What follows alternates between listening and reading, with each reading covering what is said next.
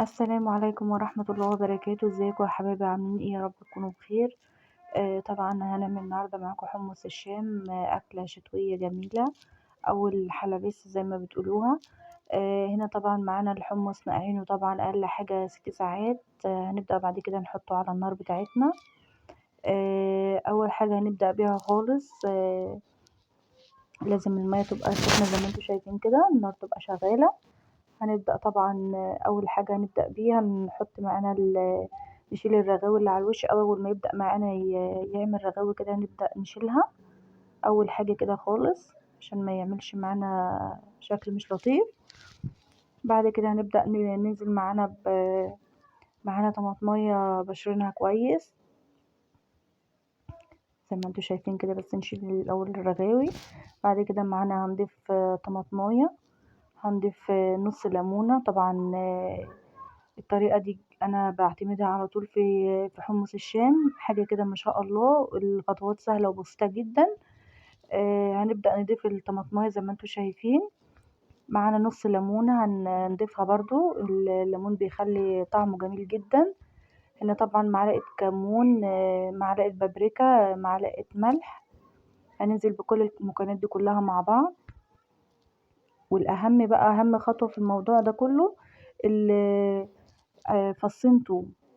هنبدأ بقى نسيب الخليط كده مع بعض لحد ما يستوي معانا الحمص، وهنجربه معاكم. هنا ما شاء الله هو بدأ يدخل في السوا. هننزل بمعلقتين صلصة زي ما انتوا شايفين. خطواته سهلة جدا وبسيطة جدا، وأكلة حلوة جدا في الشتاء يعني. هنا زي ما انتوا شايفين هنبدأ نعمل بقى الخليط بتاعنا اللي هو أساس الحمص الشام. حطينا معلقة كمون، معلقة شطة. هنبدأ نغرف شوية من الحمص الشام بتاعنا زي ما انتوا شايفين كده. هنخلط بس المكونات مع بعض. الخلطة دي بقى هنضيف عليها اللي بيحب الشطة، هنضيفه على اللي بيحب الشطة هنضيف له منها يعني. هنا هنعمل كوبايتين، هوريكم دلوقتي شكله تحفة جدا ومستوي ما شاء الله، بألف هنا اللي أكل منه.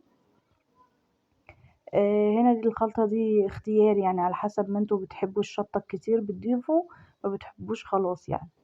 هنا طبعا هنغرف معاكم ما شاء الله الحمص، بألف هنا.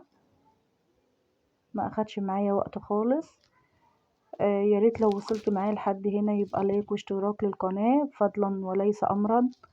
هنا زي ما انتوا شايفين كده نبدأ بقى نحط الخليط بتاعنا. اللي بيحب الشطة ما شاء الله جميل جدا، وحاجة كده بتدفي في الشتاء وجميلة جدا. الليمون طبعا اساسي في حمص الشام بتاعنا. وكده هنشرب احلى حمص شام في الشتاء. وزي ما انتوا شايفين عملنا كوبايتين ما شاء الله بألف هنا. يا ريت لو الفيديو عجبكم لايك واشتراك للقناة. اشوفكم ان شاء الله في الفيديو الجاي. مع السلامة.